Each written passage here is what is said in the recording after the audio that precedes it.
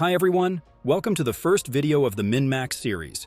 Today we're diving into the first event character of Wuthering Waves, Jiyan.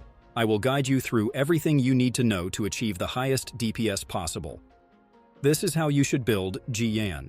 Before we start, I want to clarify and thank that all numerical results in this video were obtained using a script spreadsheets calculator created by the YouTuber Meiji.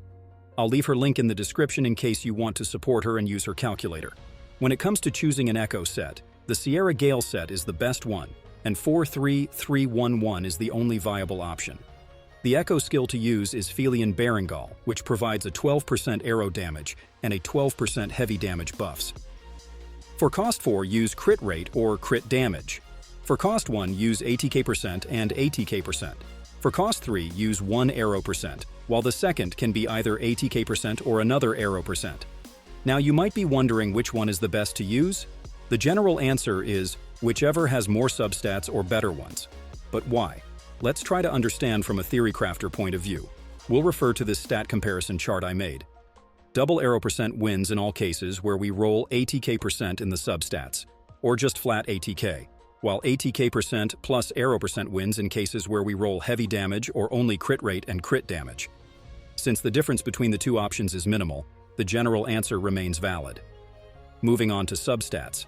Apart from achieving the necessary energy regen that can change based on rotation, we can see from our stat comparison chart that the best damage substat after crit rate and crit damage is ATK%, followed by heavy damage, and finally flat ATK. Now let's see the weapons. Verdant Summit is the best one. Ages of Harvest is the second best. Lustrous Razor is the third and the best for F2P players. Autumn Trace R5 is the best option for those who can't get the permanent weapon. After correctly building Jiyan, we need to find his best team. In this case, it's not that hard. His best teammate will be Mortefi as sub-DPS and Verina as support, both capable of buffing his damage. Alternatively, Alto, Jinsi, and Baiji are good options. But in this guide, we will focus only on the best one. And now we can finally move on to the rotations of his best team.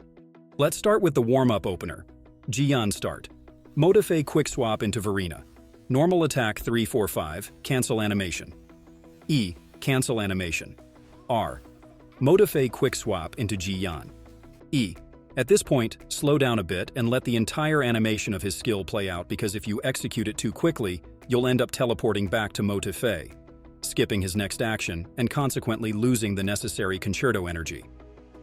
After Jiyan E, continue with Q, cancel swap.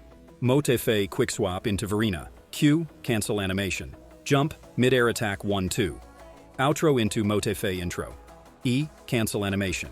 R, E, cancel animation. Q, cancel swap. Outro into the DPS window rotation. The total execution time of this warm-up opener is around 8 to 9 seconds.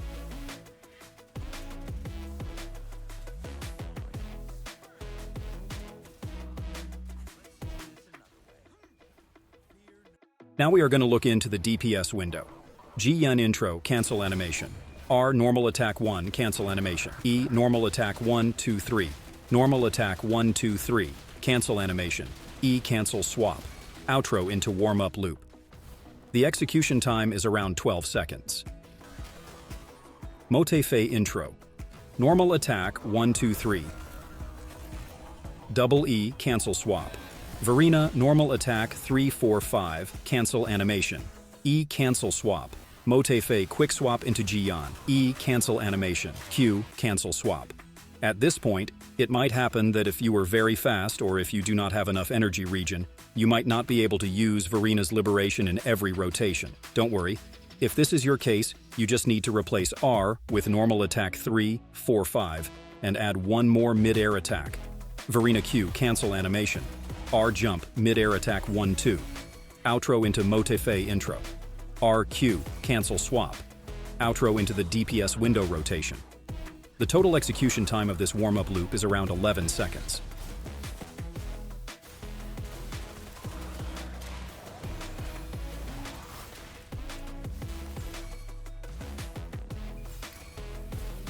After learning to perform the various parts of the rotation, it's time to combine them into an infinite loop.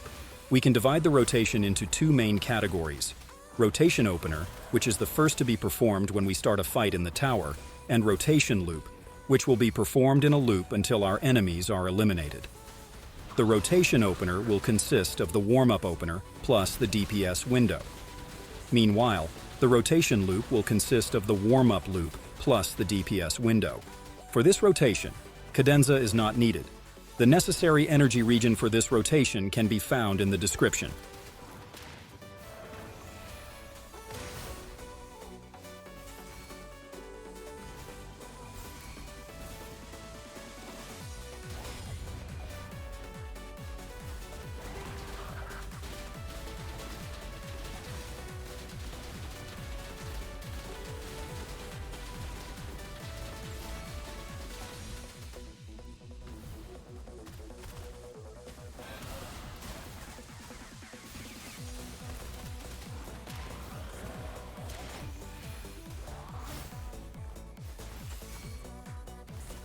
For other teams and rotations, I will make a separate video where I will also answer the questions you leave in the comments.